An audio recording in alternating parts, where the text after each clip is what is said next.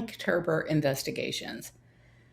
Mike has been saying he wants to tell my side of things since he was used in the Discovery ID episodes about a cadaver dog being coaxed to bark at a lake as proof that Don is a meat grinder at the bottom of the lake. I've sent him some background info so that he's not chasing down leads that really go nowhere. So here are a few of the emails to him.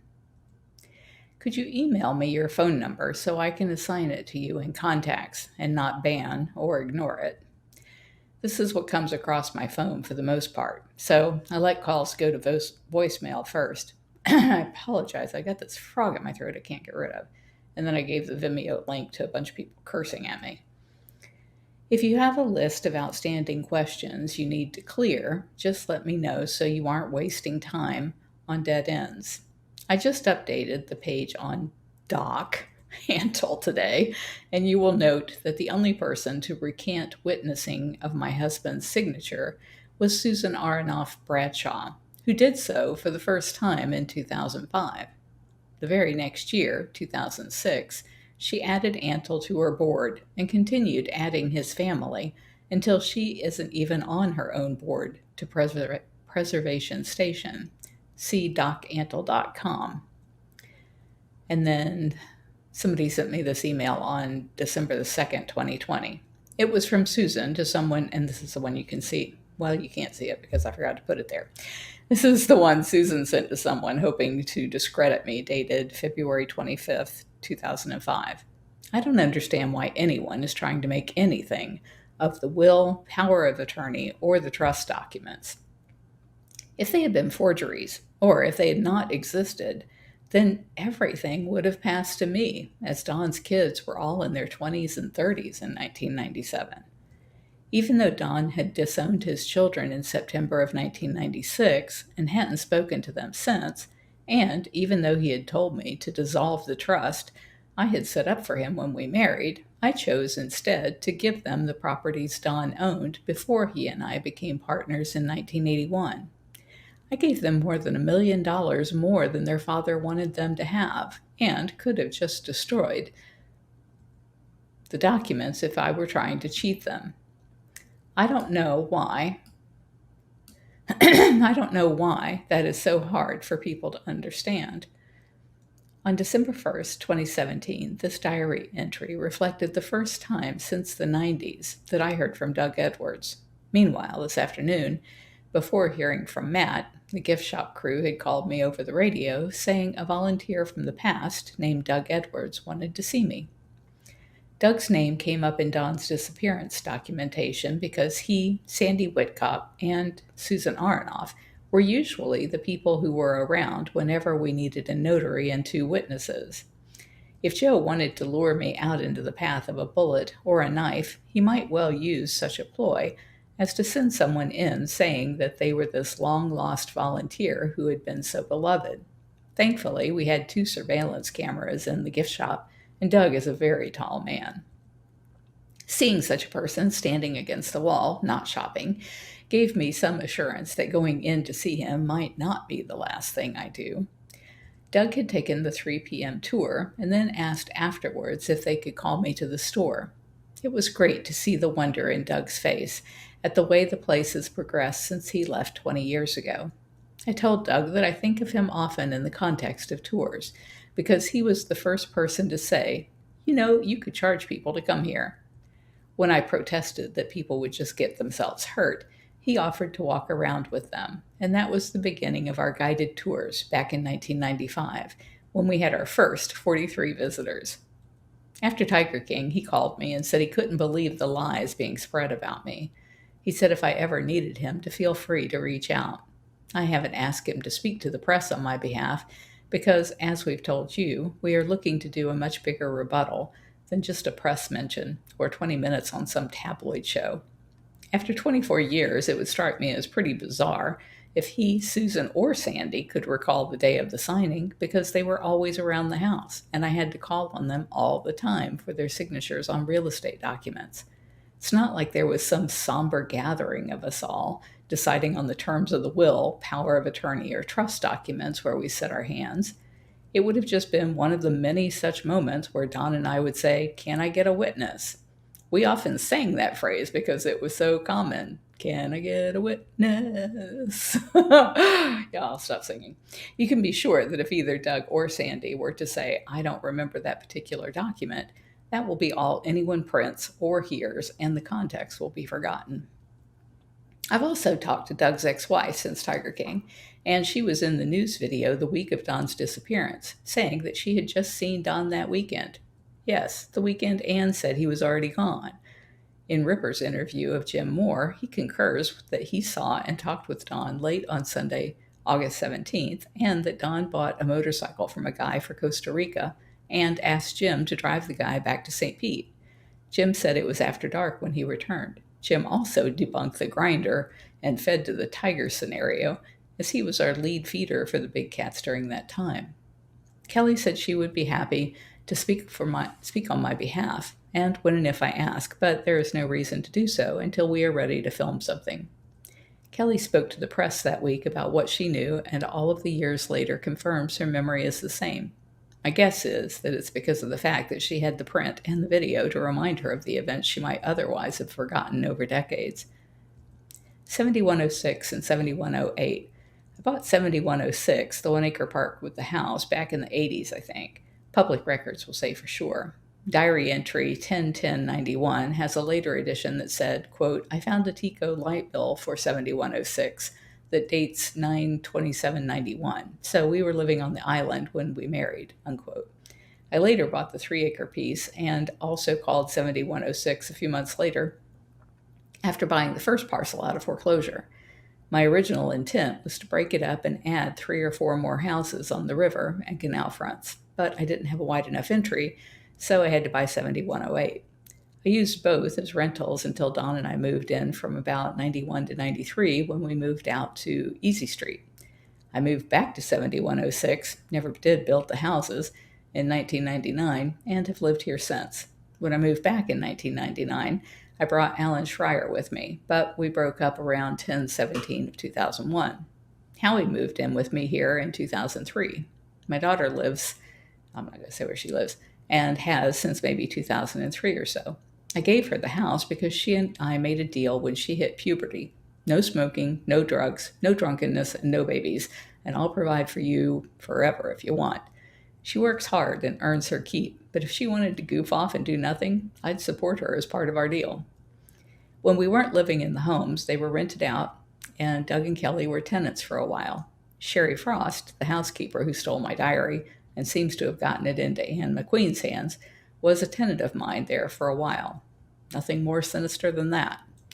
As for Alan's comment about Costa Rica, I don't know what that was about. After Don's disappearance, I worked on trying to divest myself of the Costa Rica holdings, but wasn't successful at that until after Howie came along. I certainly wasn't buying property there. This was the entry about breaking up with Alan, and could explain a bit about why he's not my biggest fan. November 17th, 2001 diary entry. I prepared the following letter to break up with Alan Schreier. When I came home from church this night, he asked me to tell him what was bothering me. The night before, he had asked if I would count him in on a deal that not only did he put no work into, but his interference had almost blown it for me. I told him most of the non-religious reasons that appear in the following letter. Upon advice from my mother, I now made the focus of my leaving him the religious aspects so that he could save face and not, quote, try to do better. I was much kinder in what I said, but all of these thoughts were expressed to some degree in the past 2 days. Dear Alan Schreier, when we first met, I told you that I did not believe it was right to have sex outside of marriage, but I was so crazy about you that I compromised my belief and did what my body yearned to do with you. I have always felt the burden of my sins in this relationship with you, but would brush those thoughts aside in favor of recalling how much joy you had brought into my life. I have been in constant turmoil since our first night together, but thought that perhaps, in time, we would marry and God would forgive me. I prayed about it all the time. Staying in this relationship was wrong, but I am weak and my heart overpowered my soul. I couldn't leave you while I was so in love with you. Our relationship ended on the day you came in complaining that Vince and Sheila had told Todd that you never accomplished anything on your own, but rather had relied on handouts from me to get where you are. I wanted to believe your anger was based upon the fact that they said that to your son, rather than to your face. So I asked, quote, "Why do you think they said that?" unquote. While I am still sure that you were upset that Todd heard it, your tirade about the issue was focused entirely on how they did not recognize the fact that you achieved your success entirely on your own. You have never acknowledged what I have done for you and the hundreds of thousands of dollars that I have invested in getting you out of debt and on your feet. You have never said that you appreciated that I put my own career on hold for nearly 3 years to get yours going. Even when I have felt most put out in listening to you brag to others about all that you have achieved, I haven't attempted to set the record straight because I was sure that on some level you knew. Your pride and your dignity have been more important to me than the need for me to remind you about how you got to where you are. When you asked me for the third time tonight to give you a handout, I couldn't make excuses for you anymore. My voice sounded distant, angry, and shaking as I recounted just a few of the more costly sacrifices I have made for you. I stopped short of mentioning most of the accounts because there is nothing to be gained in venting my frustration with you. This is a lot more than just about money. I fell in love with your looks and your sex appeal. In retrospect, I think we just hadn't been laid in a while when we met, because in just a few months our sex had gone from great to hop on being the extent of your participation. You have made a couple of attempts to be more involved in the past few weeks, but it comes a bit late. I couldn't really ask you to put more effort into sex when I knew it was wrong for me to be engaged in it anyway. I let my body go as bad as you did, but when I finally found something that worked, I cared enough to try and look my best. You have made it clear that filling your stomach is more important to you than maintaining what attracted me to you. It's never a good thing to fall in love with a person's looks. That is shallow, and I knew better. Initially, I liked that we could talk, but I soon learned that I couldn't tell you anything of any real importance because you would repeat it to anyone who would listen. It is not that nothing ever happens in the course of my day. It's that I don't feel safe in sharing it with you. Sometimes I really need to talk out loud, but I can never give you the whole story because I never know whom you will blurt it out to. Your need for confrontation in your life makes me wary of what I say. I see you do it to your friends, and I watch in horror as they exclaim that they can't believe you repeated this or that. If there is anything that I don't need in my life, it's that kind of stress. The fact that you can repeat what I say to you tells me that when you choose to overlook what I have done for you, it is a conscious choice and not one of senility, and that hurts. Finally, and most importantly, what kind of a future can I expect with you? I take marriage very seriously, and I see it as two people pulling toward a common goal. My goal is to make my life count and to use every minute here trying to leave the world a better place so that when I die, I made a difference. I see this world as just a momentary diversion that prepares us for eternity. And although I make my share of mistakes and have my load of shortcomings, I really try to learn what God has asked of me and to do it. Not only do you have no passion for this life, you have no concern for your Creator or what He expects from you. We need a bigger goal than a fat bank account to be pulling toward if there is any future for us. I don't think you're a bad person, but I think you are too lazy to make any lasting change. I need a person that I can look up to, someone that I can be in awe of. I tried to create that in you, but at your core, you are still looking for the easy way out. You talk a great game, and even fooled me for a while, but not only do you lack the skills to ever succeed on your own, you lack the desire to learn, and that is something I just can't fix. You asked to come along with me when I look at tax deed properties, but driving around looking at property is not the hard part. It is the years of experience and the countless hours of research that I spend in the court records that makes a deal, and that is not something you want to do. So, what now? I am typing this at 1:30 in the morning, like I do a lot of my work, because your snoring has run me out of the room. I will set up a bed in the guest room so that I can sleep. I would like you to start looking for your own place. I don't want you to live somewhere that you are unhappy, and I don't want you to make a bad financial choice of homes because you feel rushed.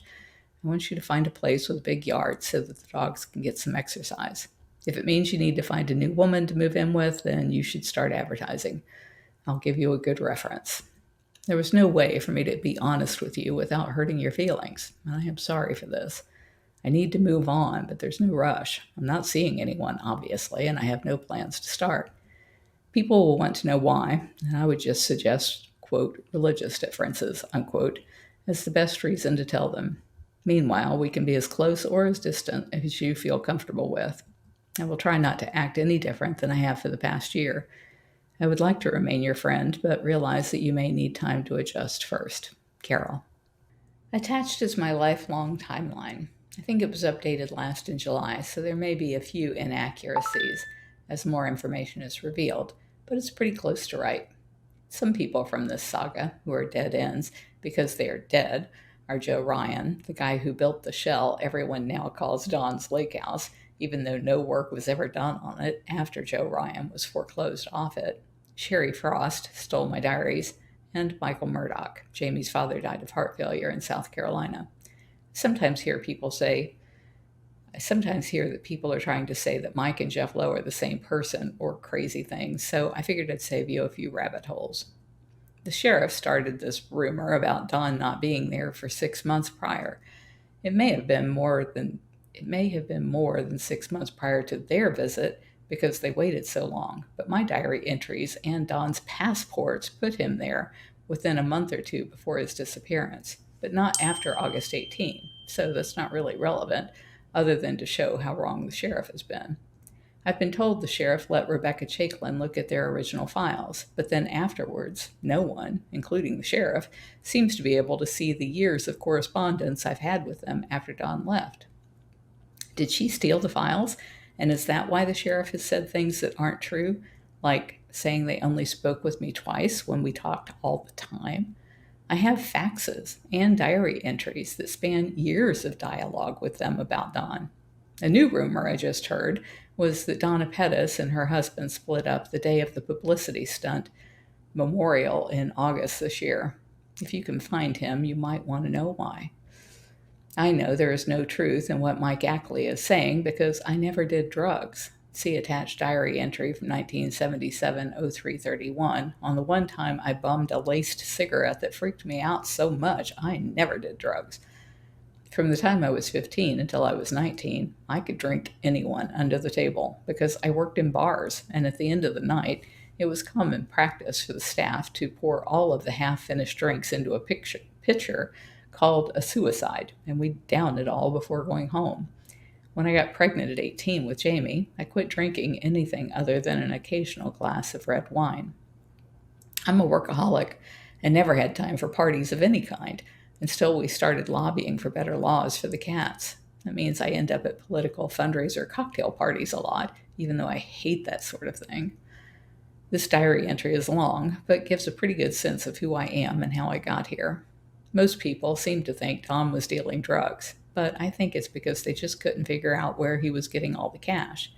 I was making so much money in real estate, but he controlled the bank accounts and collected the rents in cash.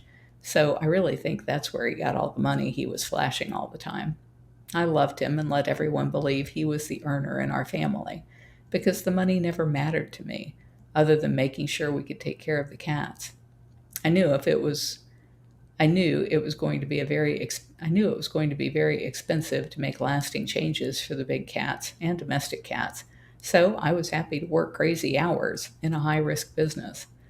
I felt that if I let Don invest $1 million on his own in Costa Rica, he'd see that he really wasn't the one earning the money, and he'd come to appreciate me.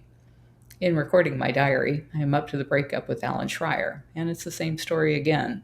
I invest in him, let him take all the credit, and then he begins to believe he's the person I've painted him to be.